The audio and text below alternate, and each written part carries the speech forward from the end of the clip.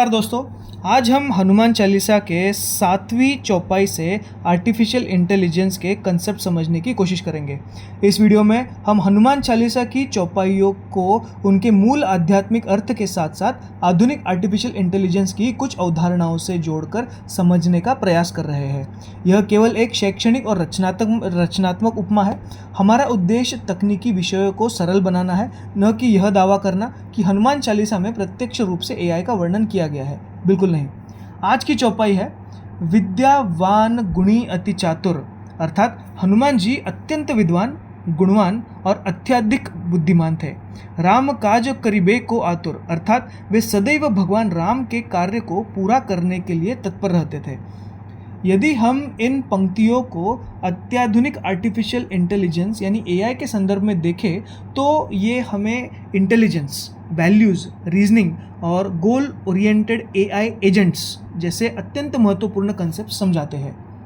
जब हम किसी एआई सिस्टम की बुद्धिमत्ता की बात करते हैं तो अक्सर हम केवल उसके ज्ञान के बारे में सोचते हैं, लेकिन क्या केवल ज्ञान ही बुद्धिमत्ता है? यदि किसी व्यक्ति के पास हजारों किताबों का ज्ञान हो लेकिन सही निर्णय लेने की क्षमता न हो तो क्या उसे वास्तव में बुद्धिमान कहेंगे? शायद नहीं। यही संदेश इस चौपाई में छिपा हुआ है।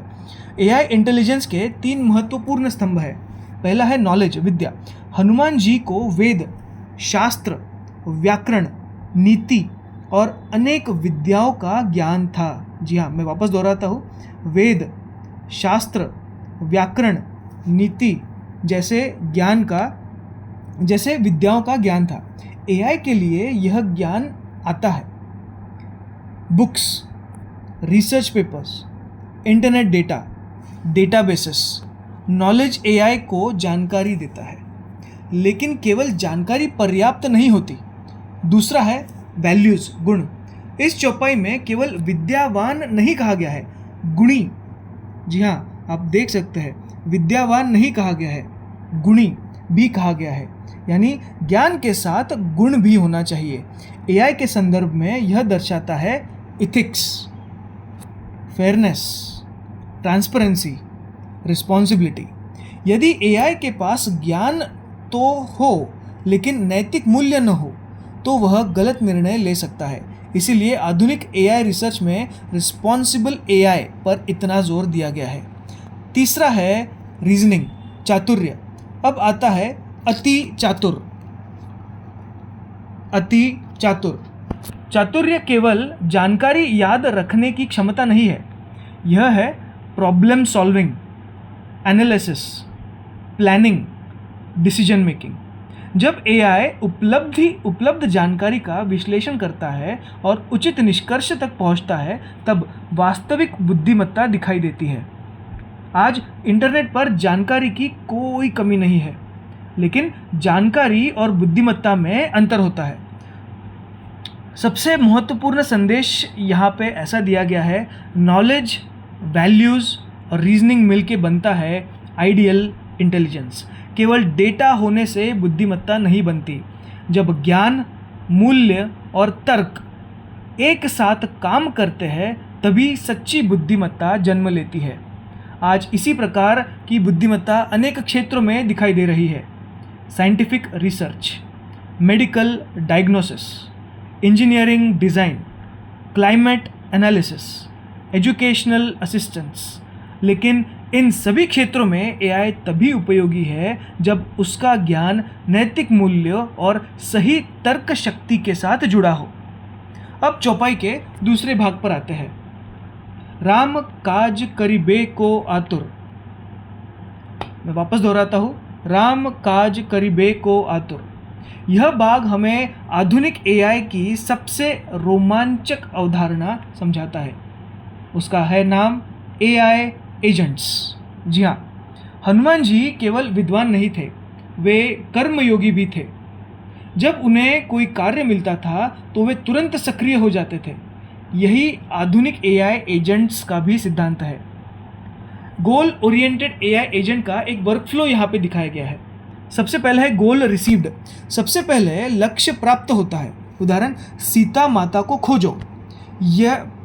या आधुनिक भाषा में इस समस्या का समाधान करो। दूसरा आता है प्लान जनरेटेड।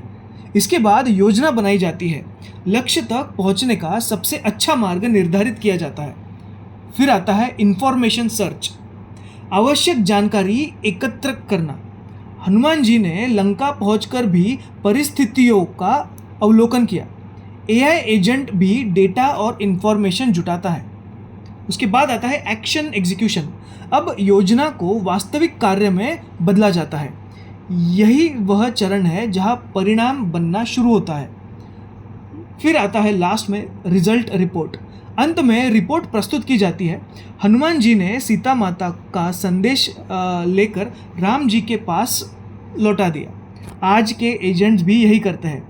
आज कई प्रकार के एआई एजेंट्स विकसित हो रहे हैं, जैसे personal AI assistant, research agent, medical agent, robotics system, autonomous drones, scientific discovery agents और भविष्य में कोलैबोरेटिव एआई एजेंट्स मिलकर जटिल समस्याओं का समाधान करेंगे।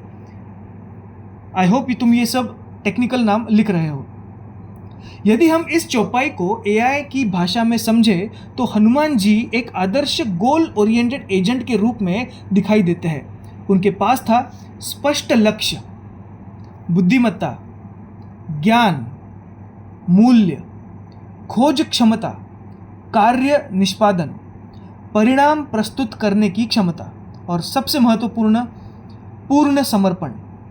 इस चौपाई में अंतिम संदेश। अब इस चौपाई में हमें एआई के दो अत्यंत महत्वपूर्ण सिद्धांत समझ में आते हैं।